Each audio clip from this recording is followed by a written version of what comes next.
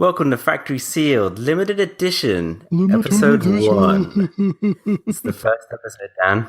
Hi. That's Daniel Curtisopoulos Curtis, you can hear. Yes, that's my official name. Apparently, though, I also spell Curtisopoulos wrong, just to annoy Eric a bit more. Oh, yeah, and perhaps change the definition of metropolis. Yes. Which he, and build he an can't island stand. made out of children's tears. But, yes, let's not go down that path again. No. I'm your host, one of your hosts, Tom Reagan. Yeah, come on, Tom, I am here. Shoot me down in flames. No. Yeah, we know who's second fiddle in this show. Oh, no. You're very much my counterpart. I need somebody to vent that, and Eric's not here, so... No, this is the British duo, and this is different. This feels different. It is different. I mean, you haven't got Eric talking shit for starters. But Tom, it's not just that. It's also that it's a Monday night. It is a Monday night. But that's the beauty of it actually being on the same time zone. Means that we can actually record stuff. Anyway, Tom, why are we doing this show? That's a good question, Dan. That's a good question. Thank you, Tom. That was a segue. That was wonderful. It was wonderful. Well, thank you. Obviously we do the well-packed show every week. Yes. It goes out on Mondays. And, we cover an entire game. We do reader emails. We talk about all sorts of different shite, whether that's relevant or not. Much shite. Much shite at the beginning and end, and quite a bit in the middle. There just wasn't enough room to do something like this. So what this is more of a kind of topical mini show. And kind of what I wanted to do was get, we would switch out with the members and stuff like that. But I kind of wanted to get you on so that we could just talk topical kind of thing. Like we could start with the first topic, have a second, kind of split the show into two like that in that way. Snazzy. And games about past, present, and future. Obviously, we're retro, but we can kind of fuse them with what we're doing at the moment, where we think games are going, how we can, reference the past and all that kind of stuff. Well, we kind of fuse together with the old stuff anyway. We do. I think this is a very good idea because while we do talk about topics on Factory Sealed, we generally get drawn into talking about toilets and various other nonsense like which biscuit is superior, which is great, but sometimes I just want to talk about something. Yeah. And this is kind of, I feel like this could be our little avenue to do that. Yes. The way we're kind of going to do these is this episode will kind of go out to everybody, and then we're going to put them out afterwards on Patreon at the kind of $1 tier, like very entry level. And after 30 days or like a month goes by, we then release that show. So basically, if you're a Patreon subscriber, you get this show early. Huzzah! Oh, aren't you all fancy? Give us your dollars, goddammit! We want your money! Get that show early, son! I want that show early, Edna! Get that show! Fire my pension to those Factory Sealed boys. What do you mean we've got no money left? We're spending it all on guns. What? What do you mean you ain't been working, bitch? Well, didn't take long. There you go. So, just like it didn't take long for you to get rid of No Man's Sky. Oh my god. Ugh. How long did you have that game for? 5 hours of gameplay around. Shit. Which admittedly is probably not a fair shake, Tom. But I just felt in my heart that I was never going to like that game. It just bored me so much. You've got more patience than me, mate. I think it takes me maybe an hour, and if it hasn't gripped me by then, I tend to stop. I'm definitely like that with the PS Plus games. Yeah, I'm the same, but like I've spent 50 quid on this game, Yeah. That's £50 for all you Americans. And you Americans, god damn it, with your fake money. Anyway, spent £50 on it, and I was expecting a lot. I mean, this game has been hyped to the stars and back, and I was just once you've seen one planet, Tom, you've seen every planet. It's like, yes, the planets are procedurally generated, technically look different, but everything you do on that planet is identical. Yeah, it sucks. We kind of, we touched upon it quite a bit yesterday, but just because it felt like so relevant to talk about. Yeah. But I think Eric has finally Yeah, given it the heave ho as said well. to me he's hit the wall, actually.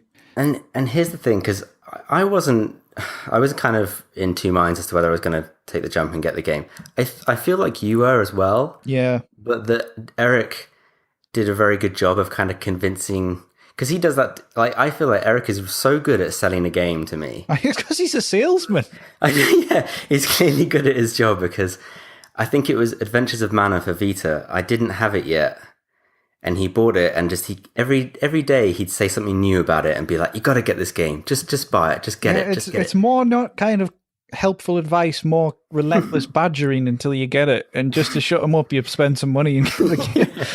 And to be fair to Eric, he'll never recommend a game that he thinks is bad. Like, No. it's always in good gesture. He's like in good faith. Well, like, you know, Tommy recommended Rogue Galaxy for me last year, and honestly, one of the best games I played last year. One of the finest RPGs on the PS2, in my opinion. Yeah. But no, that's fair enough. I've got Rogue Galaxy based on what he said, because I'd seen a bit of it at his house, but I've not actually fired it up yet because it looks deep, and I'm still in the middle of other stuff. It's not as bad as Dark Chronicle, though, which he's got me playing at the moment. That is the deepest RPG I've ever played. Oh God, is that even more crafting than Rogue Galaxy? Yeah. Rogue Galaxy simplifies it. In Dark Chronicle, you've got a fishing game, you've got weapon crafting, you've got dungeons to explore, you've got towns to build. We'll get into that properly on the actual Factory Sealed main podcast. Yeah. But because I don't want to give too many of my feelings away right now, but I'm enjoying it. Well, that's fair enough. Well, I mean, I guess this kind of goes pretty well into our first topic. Like, if you didn't enjoy No Man's Sky, but to be fair, a lot of people are enjoying it. Well, according to my Twitter feed, anyway. I think it's very divisive. It's either one way or the other. I think a lot of people want to like it, though, because it was meant to be this big thing. You know, it was meant to be amazing. It's been too overhyped. And what it is really is a very, very clever game that procedurally generates millions upon millions of planets, which are pretty empty. It seems like an awesome proof of concept, but they're missing the meat. I mean, combine No Man's Sky with something like the side quests and stuff of Mass Effect, you've got yourself a good game. Yeah. Oh, yeah. Like, one of the things I loved about Mass Effect, not to deviate too much, but I kind of like when you're traveling between galaxies and stuff, it was a shame to have a massive long loading screen and not be able to actually pilot your way there. Yeah, I mean, even something like one of the Ratchet and Clank games, you could actually fly around in space and go between the planets, which was, I can't remember which one it was. Was that Tools of Destruction? It might have been Tools of Destruction or Crack in Time. PS3. And and you can fly around in space. That's very limited. I mean, on No Man's Sky, when you can actually, give me genuine thrill to get in my spaceship and just blast off a planet and go into space. I was wowed by that. But the wow factor wears off when there's just hours of managing your items and stuff like that, rather than, I mean, yes, you can jump to anywhere you want at basically any time, but when things are just carbon copied, you just kind of, I don't know. It just wasn't for me. Rinse and repeat on a huge scale, it seems. Yeah. I mean, a lot of the reviews have said this that I've read so far as well. It's exciting at first. It's really cool. There's a lot new about it. And then you kind of realize you're doing the same thing every single planet. That's it. I mean, every game seems to have its addictive gameplay hook, but if you can kind of mask that pretty well with lots of bells and whistles and stuff to do on the top, you can kind of keep people in that world. I'd say, Tom, though, I do admire them for what they've made, but in my opinion, it's just not enough there to keep my interest. Yeah, that's fair enough. I mean, it's when you can still get a good trading value, you may as well get something that you are going to play. Well, I put it towards Final Fantasy 15, but it's been bloody put back by 2 months. So, so that's the thing. There are lots of games out there that people adore for whatever reason, and you can link this in many ways, like something that you find really nostalgic, or it brings back memories, and it may not be good now, but there are these games that just through time are thought of as being just great or critically acclaimed. People talk about them a lot, and they're very like beloved. And there are those kinds of games I've tried to play and I've wanted to really enjoy, but I just wasn't able to get into them. And yeah, I mean, I thought of a few games that fit that very well. Definitely anything from the Killzone series. Yeah, I mean, I played Killzone 2, and I don't know if I was late to the party or what, but it just didn't click for me. Yeah, I was the same as you. Killzone 2, first party PlayStation shooter. I was really up for it, and something just didn't fit. And I wish I could kind of go back to it and kind of figure out what that was. But I think Call of Duty had already really been making a huge name for itself at that point, and just felt like a more polished and more presentable experience. And Killzone just was missing that presentation, and I just didn't like the enemies that much.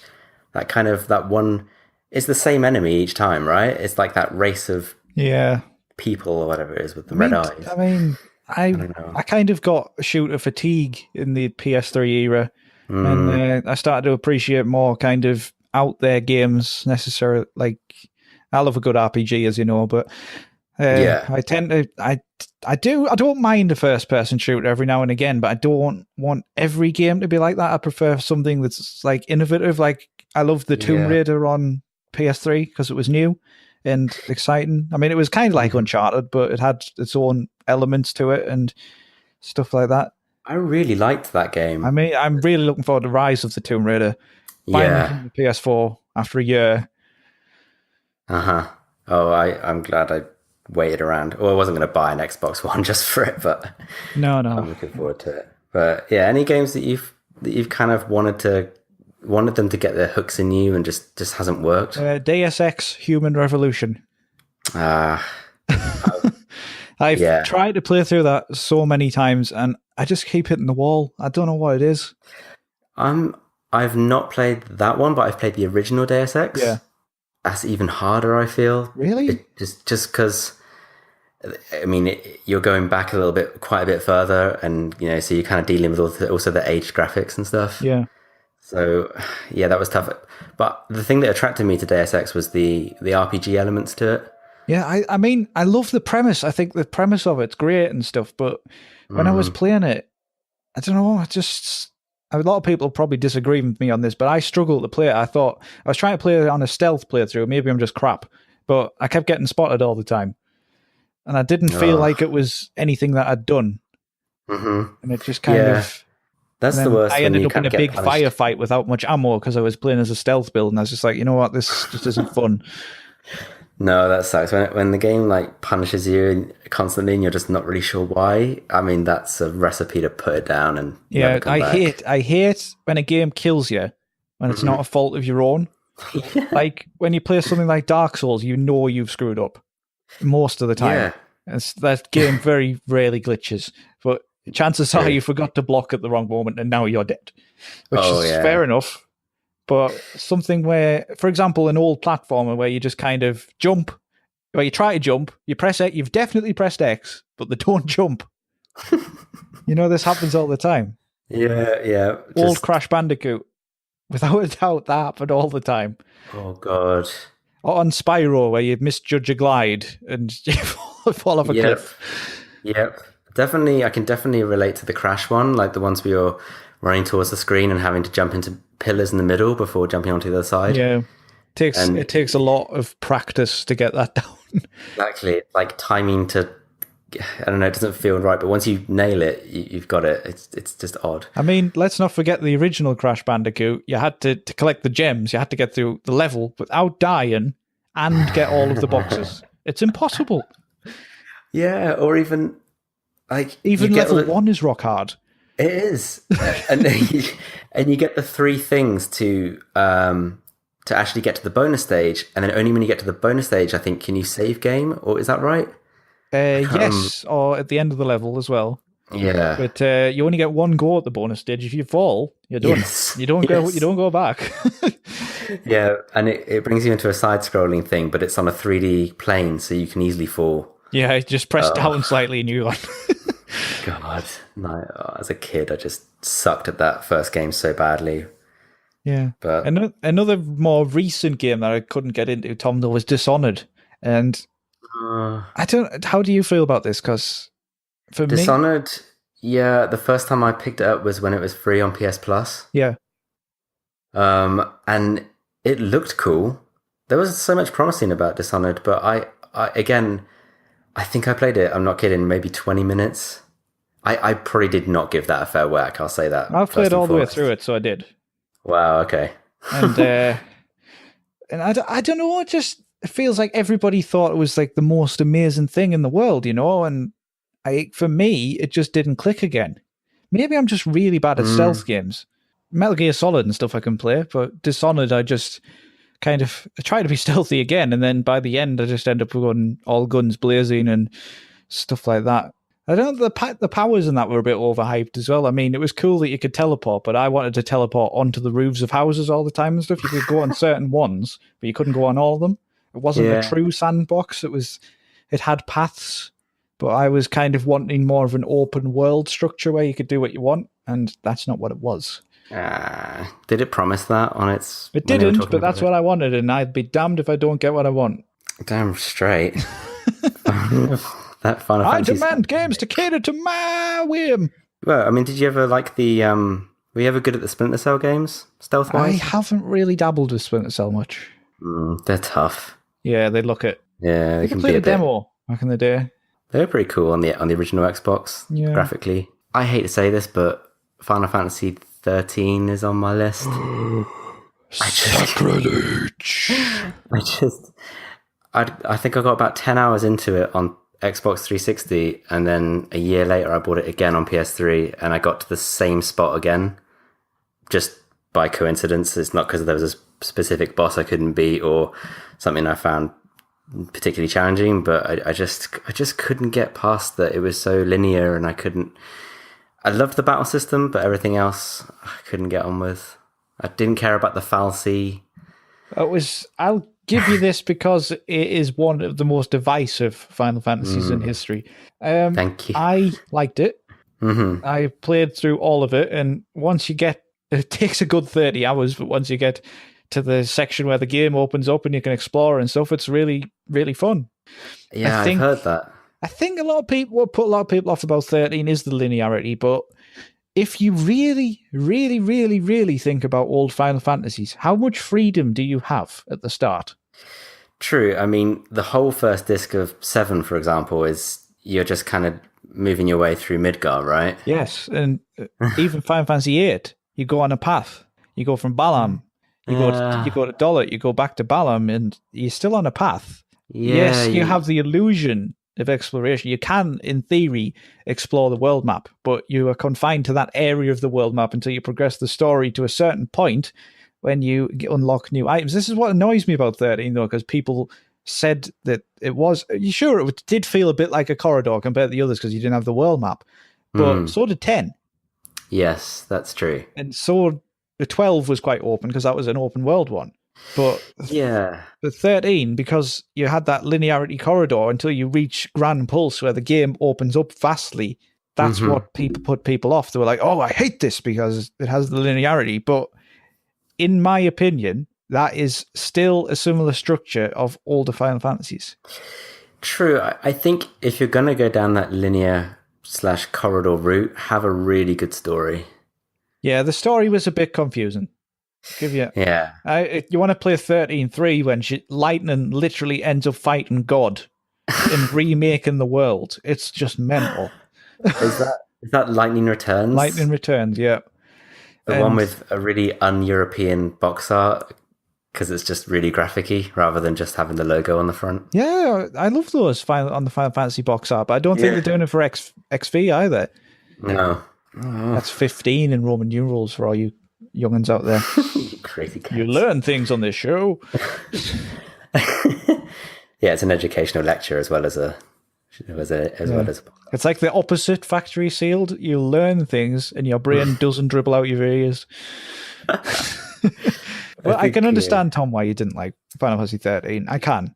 It's one of those things like Marmite, you like it, you hate it, you know? Yeah, true. And this is going to be super controversial, but I think I know people love Ocarina of Time. Oh dear.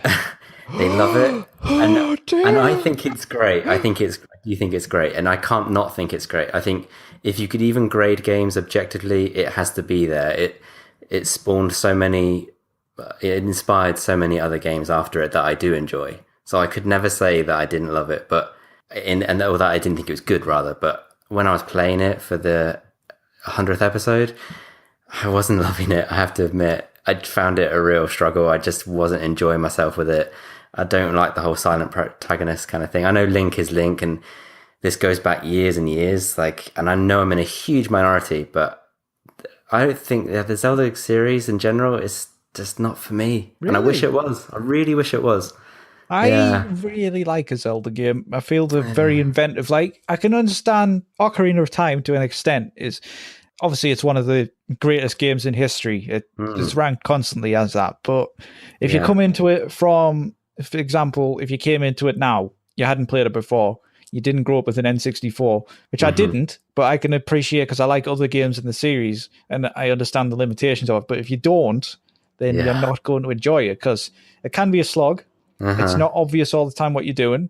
And some of the dungeon designs in that game are quite frustrating, particularly the water temple. Oh, yes.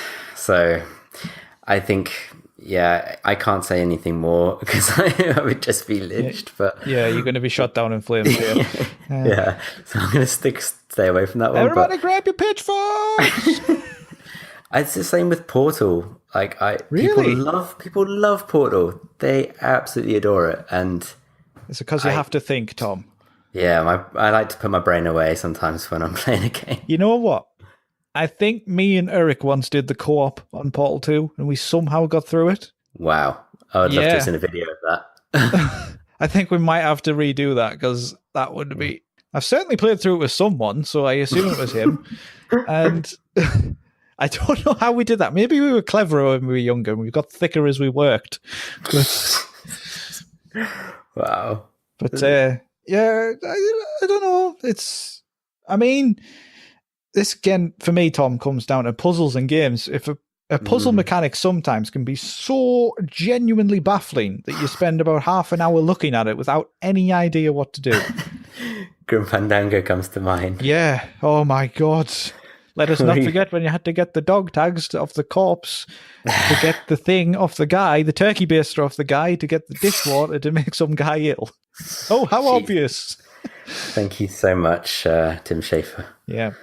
I don't mind a puzzle, but if it's unfair, if there's not any obvious cues on what you've got to do and you kind of just wander around I don't like a trial and error puzzle.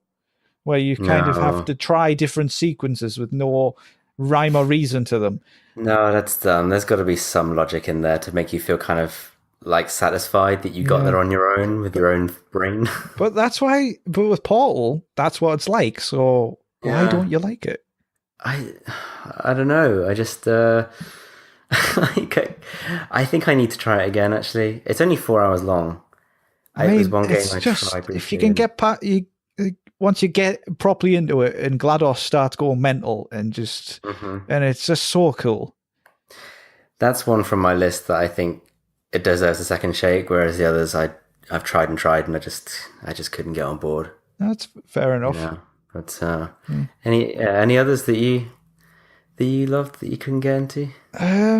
Not off the top of my head, I can't think of any. Do you get how loads of people love Final Fantasy VI? They think it's the best Final Fantasy of all time. Yes. And I can understand why. Yeah. I do understand. But it isn't mine. Is it yours? You know which one's my favourite. I know, it's 8, right? No, 7. Oh, mine's 8. Okay. But I see, would you say 6 is your second? Well, I think you were looking at this from the perspective of we played the PS1 games first. They're always going to be the ones you remember. I know. But I have gone and played through 6 I played the Game Boy Advance version, I think. Okay. And it was actually a very, very good game. I mean, spoilers if you haven't played Final Fantasy VI, but halfway through the game, there's kind of an earth-shattering event where the world gets entirely changed, which is kind of, I've never seen that before in an RPG, and I thought it was excellently done. Oh yeah. You can't take that out. You can't take that away. I think. And you can suplex a train. What more do you want? Forget about that graphic. Yeah, actually, it's a sign of the times. You're right, and it is. I did grow up with the PS1 games. I got massively fond memories of those first 3 on PS1. And if you go back to the battle system of 6, for me, it's really fast. It feels like I was on double speed. You can actually slow it down, you know. No, I didn't know that, so that changes everything. Go back and play it. I'm pretty sure you can adjust the time.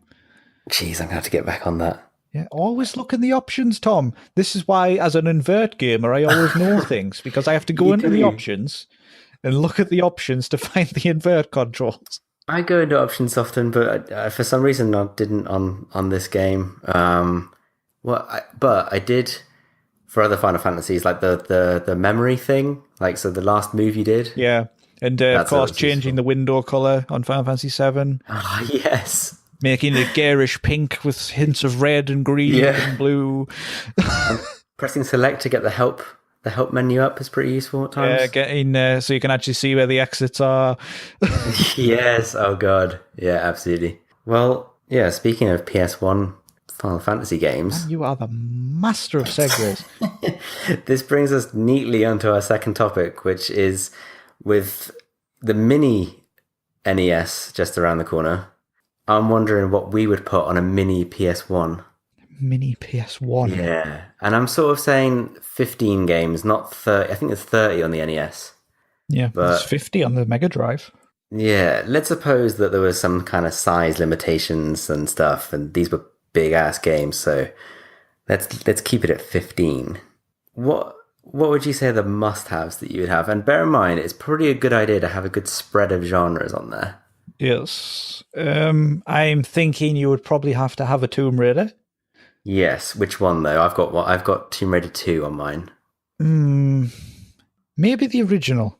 Yeah, see, this is it. I was struggling with this too. Like, would you have the original because it's the first one?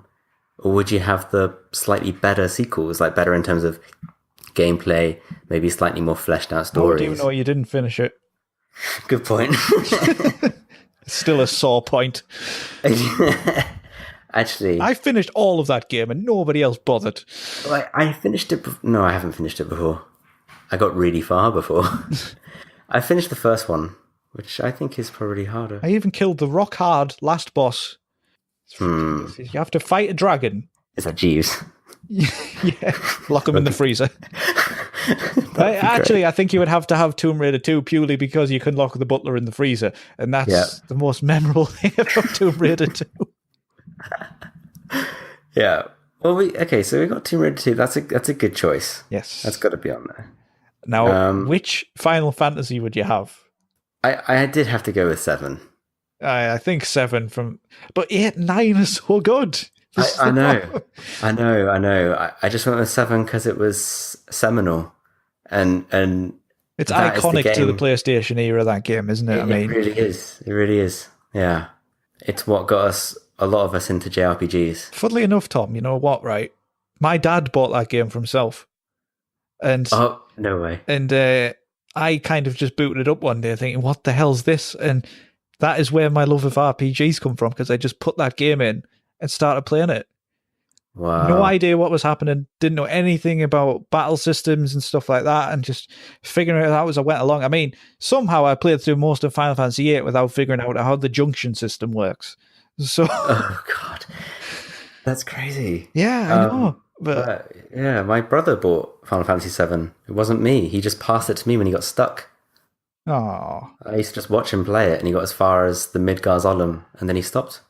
So then I started again, and friggin' loved it. So, yeah, we have to have that on there. Of course. Metal Gear Solid. Yes, that just goes without saying. I mean, Crash Bandicoot. Yeah, I got that as well. 3 was the best, in my opinion. I had Warped on there, yeah. I think that was the third one. Oh, we're very alike, Tom. This is good. This is good Maybe. going. Here's one. Castlevania Symphony of the Night. See, I've barely played much of it. I And I haven't played know, much of it, but I know it is a classic on the PS1. yes, it does have to be there, doesn't it? I think we'd be lynched if we didn't have it on there. Spyro the Dragon, Yes, I do have that on there. of course. That's a good job. I've got also Tony Hawk's Pro Skater 2. Oh, of course. I mean, come on. Tony Yeah. Hawk's 2 is like, that's just childhood in a game, right? Absolutely. I mean, The me and my original friends spent an entire summer playing through that, trying to get all the gaps to unlock Primo Carrera. Yes. God, that would have taken you ages. It did. I don't think we even did it, because this, of course, is before everybody had freely available internet as well. So we're just trying to figure out the gaps by ourselves based on a very limited name inside the game. God. Yeah. I don't know if that was the same year we were playing Pokemon cards all the time as well. It might have been. But here's one for you. Oddworld, Abe's Odyssey.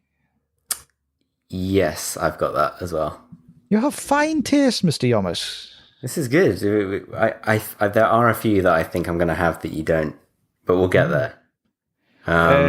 Here's one. Legacy of Kain, Soul Reaver. Yes, I've got that on there. I didn't think you'd have that. Did you not? No, but I was thinking about it the other day, like, 'cause I was thinking quite hard. But because, like, I had stuff like SmackDown 2, but then I thought... SmackDown 2! Because I love that game, but then I think maybe it's just a bit too specific. Yeah, it probably is. I mean, I thought it was you one either of the like best wrestling games ever. or you don't. But Exactly. I had one. I remember I got Just Bring It, the first one for PS2. Ah, yeah. And it took up like about 6 megabytes of your 8 megabyte memory card Yeah. for some reason. And I just remember the load screens would always go, caution, attention. Oh, yes. Yes. Oh my God. What a memory. Great memory. I just remember, I must have played it all the time because I just always remember that. And then flag up and just go, caution. It was so stupid. It was stupid. It had the most stupid career mode as well, Yeah. where you had to walk around in first person and it was just badly scripted and just shite beyond belief. Oh, they're still like that nowadays, don't worry. Yeah. I had the original Parappa the Rapper. See, I've never played that, but my alternative would be Buster Groove. That's fair enough. 'Cause that I thought was a the rhythm tits. game. That was. I used to totally have the forgot. demo of that, and I used to play it all the time. Oh, And mate. I rented it once from the game store and played through it, but other than that, I just had to do with the demo. Mate, I tell you what, demo discs are a whole new topic. I know, we could do another show on that. That would be great.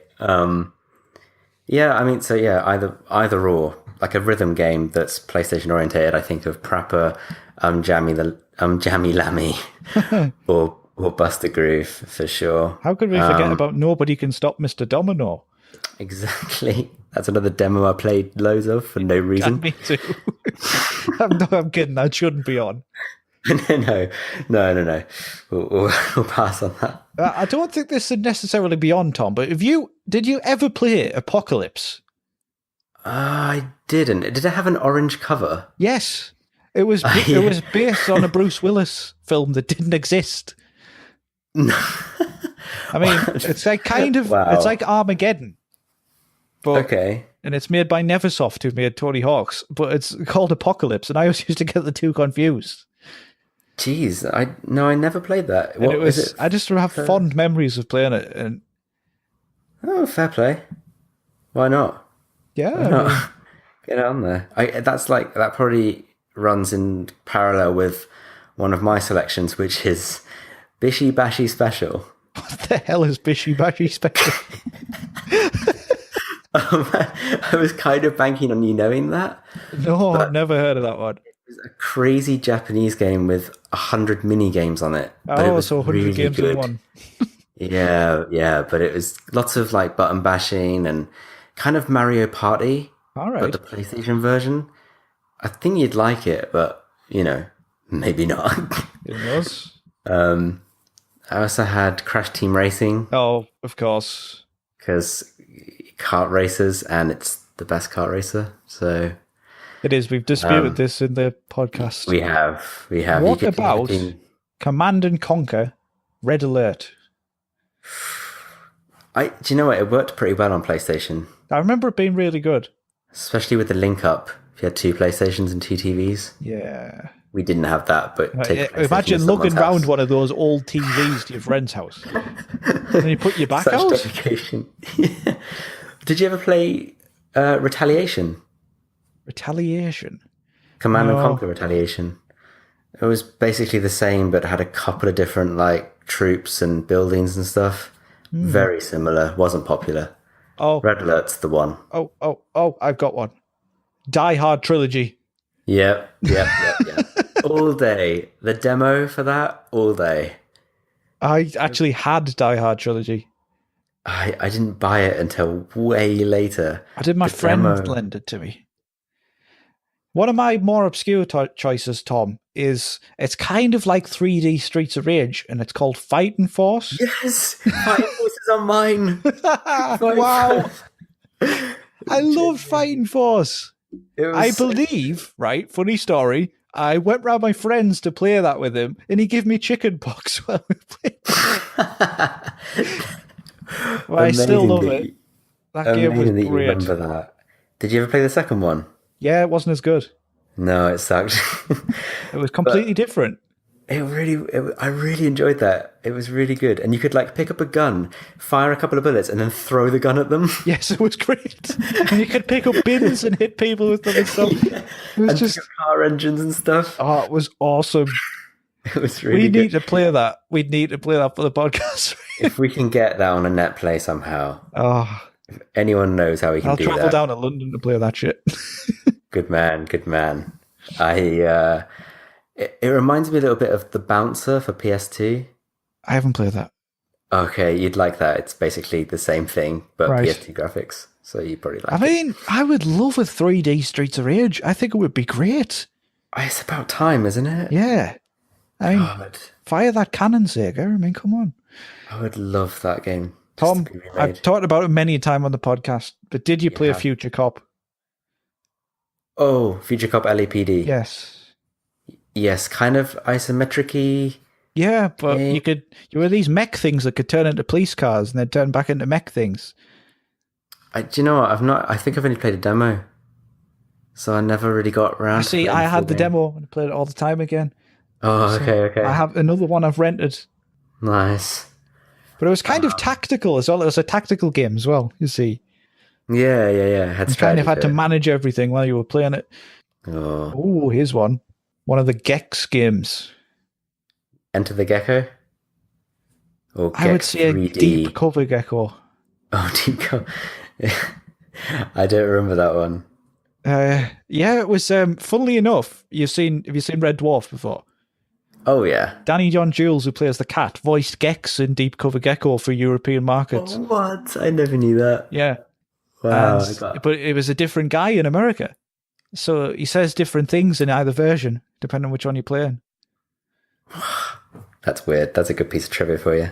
It is. That I know stuff. You see, Yeah. I just forget it when Eric's talking to me. just through one lug hole and out the other. Oh, here's one. Gran Turismo. Two You've got a kart racer original. on there. Do you need a real simulator? I No, don't know. I don't know. You could. Gran Turismo 2, I think. I loved playing that. Yeah, I feel that's the Yeah. series high point, and it's went kind of downhill from there.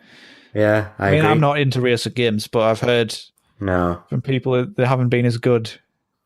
In terms of driving, I had something in the middle, like Destruction Derby 2, Oh, wow. because that was so much fun. Yeah. Or even the original GTA. I think you've got to have the original GTA on there. I mean, they're not as Yeah. fun as GTA 3 or... True. I mean, that is where it all started. Yeah. It's just a very important game. It's mainly... I always remember... Do you remember the soundtrack? The Joyride track? When you first get into a car on GTA and that plays? Vaguely. Because, see, for me, it's music a lot that ties me to games. When I remember, like, the music in Streets of Rage and Sonic and stuff, like, really brings me back. Yeah. I mean, Tom, I learned to play the keyboard on Final Fantasy music. Awesome. I just downloaded the songbook for Final Fantasy VII and wrote down what all the notes were and started learning how to play Aerith theme, One Winged Angel, Oh, mate. the main world map theme, and all that. I mean, I really miss playing the piano because I can't fit it in my flat. I have a full length one, and there's just not room sweet. because we have too much crap.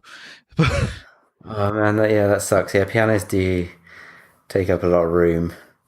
And I learned to play that, and I learned to play a lot of the old Sonic themes, like Casino See, Night Zone and oh Chemical man, Plant. you know what you could do? You could buy a recorder and play the Cosmo Canyon tune. I can play a Cosmo Canyon.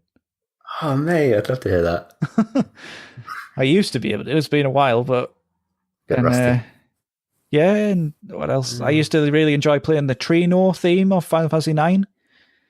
Oh yeah. Do do do do do do do do You do just do. can't go wrong with Final Fantasy music. I mean, it's so iconic, isn't it?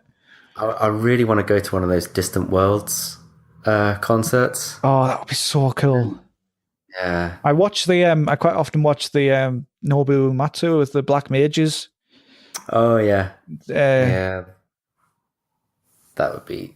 Oh, it's just incredible. when they do One Winged Angel live, I just that's probably my favorite Final Fantasy song. It's just so cool. I get chills. Yeah, it does. Like music can hit you that way, and for me with game music, it does quite often.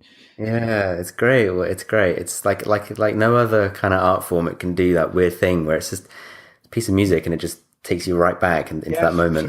For me, when I hear that music, it reminds me of that epic fight against Sephiroth at the end of that game where the stakes are just so high and that music's playing, and it's just. I mean, you've got to remember back in the day, this wasn't fully orchestrated as well, and it's just so memorable. And it still sounds good. And then Aerith's theme playing while she dies, it's just devastating. Yes. Even to this day, that game, it has no voice acting or anything like that, and it could still move me. Yeah. Oh, some of the flashback scenes with Cloud and stuff, and when he's kind of talking to himself, like unsure of where he's at and stuff, like he kind of has these monologues, different to kind of Squall's, less emo. Yeah, Squall kind of just goes meh. yeah. No, you're absolutely right. Like the script in that, even despite some poor localization in areas, it's really something special. I love that how they can bring a character to life with so much, even though they don't speak. Oh yeah, absolutely. It kind of leaves you way to interpretation again, doesn't it? Because like Tifa to Eric was sexy. I know. And, I know. I mean, I must admit, back in the day, Cloud was called Dan. You know, I admitted this on my first episode of Factory Sealed that I always called Cloud or any main RPG character that I could rename Tom. Yeah, what you're playing through Final Fantasy X, right? Yeah. And what annoys me about that is you can choose Tidus's name, but nobody says his name. Yeah. And you can't pick the names of any other character. I know. Even in Final Fantasy X-2, they refer to him as him all the time. Yeah, it's really strange. They've had to rework basically the whole dialogue of that game to make sure that his name isn't uttered. If they just took that out and stuck with Tidus as his name, then that would have been fine. I would have been okay with that, yeah. Despite me loving being called Tom. But... oh god, don't. I love that scene. I think one of the last games I've got on my list is Driver. Yeah, I can see that. Yeah, it was something about it that was really, really cool. It was kind of marketed to begin with as a 3D GTA, but that you couldn't get out of your car. Yeah. And I don't know. It was something a bit different, and I remember the soundtrack being really great. I didn't play that one much, but one of my more out there picks is Pitfall 3D Beyond the Jungle. Beyond the Jungle? Yeah, it's a 3D Pitfall. Oh, what? And it's Never actually heard of it, really good. I replayed it recently. It's a bit janky, but it's pretty good. And Wow. every time you collect a level up, he goes, yes. It's just super. Wow. No, that's Have we gone beyond 15 games now? I've lost count. we may have gone a couple over, but I think we got a great batch. We're probably missing like Resident Evil, the original, Yeah. maybe Siphon Filter. Oh, Siphon Filter. I still got that. It's my Love. friend's. I've got it. I've had it about 16 years. He's like, give it back, you bitch! It's my Siphon Filter I copy. don't think I've spoke to him for about 10. So Probably because you've still got his Siphon Filter copy. I know. I imagine. That's the British way, isn't it? Yeah. Just the passive things. aggressiveness. I've still got somebody's songbooks for the piano as well. We just steal everything. Yeah, just nice. You got to. Yeah. Cheers, Dan. That's a great collection of.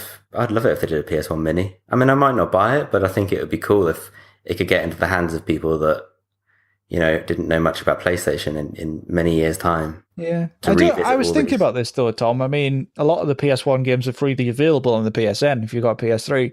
But, of course. But yeah. I suppose the same is true of most of the NES games that you're going to be on the NES Mini. They are available on Virtual Console. And I still think there is a market for that. I mean, I am exceptionally interested in getting the Mega Drive. Oh, you are? Yes. I might ask Crystal to get me it for Christmas. And nice. it's just, what I like about that one is you can put the cartridges in. Oh, yeah. So you can still use all your old games. Great. Yeah, I don't have the old games, but if I wanted to start collecting cartridges, I could, Yeah, and you can pick them up for a couple of quid now. Yeah, still. Just track them down somewhere. And yeah, I find it hard to find good, like, indie, not indie, but, like those little game shops you grew up with. I don't think it's much of a thing in the UK. It's like the retro scene is expanding, but it's not really a big thing. Yeah. I went to a massive store that Eric took me to in Phoenix, and it was just like a gold mine of retro. It's crazy. I mean, there's a shop in Stockton where I work, but it's like very limited. They had a copy of like Final Fantasy VII for like £40 and stuff. I was like, whoa. Yeah. Well, the only copies of old games I find have been shat on or like just thrown outside and then put on shelf. Big on game. Any final thoughts, Dan? On the PS1? I like how you said that as just to stop me from saying, "Are you an idiot?" Always the final thought. I mean, good, Tom. I like that. Focus topics. Yeah, good stuff. This is it. It's kind of just quick, segmented bits that we can chat about. I quite would like the idea of Patreon supporters or just fans in general. If you want to hear your topic on this limited edition mini show, like write to us and we can kind of have a topic from one of us and then one of your topics. That would be cool. You can probably just send that along to the old factory sealed email, which is factorysealed@manatank.com. Yes. Or you can even send an email along to there and please mark it for the limited edition show. Otherwise, Eric will read it out on the main show because he won't. Actually, even if you do mark it, he will still read it out because he just cracks on and doesn't read things. He really will. God love him. We love you, Eric Peterson. Yeah, he's going to listen to this, and he should know that we care deeply for him. Subscribe to us on YouTube, please. Yes, we need more subscribers.